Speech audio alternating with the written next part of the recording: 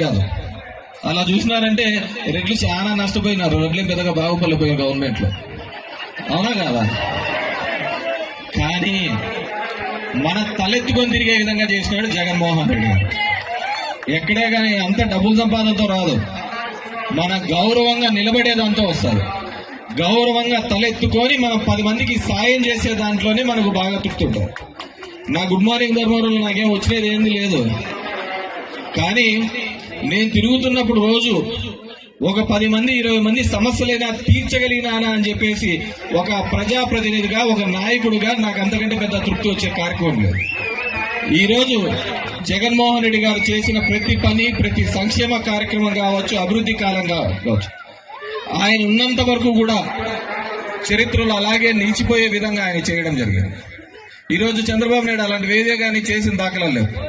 అందుకే ఎవడో కట్టిన హైటెక్ సిటీ నాదంటాడు, ఎవడో కట్టిన రింగ్ రోడ్డు నాదంటాడు, ఎవడో పెట్టిన పార్టీ నాది అని చెప్పేసి వెళ్ళాడుతాడు.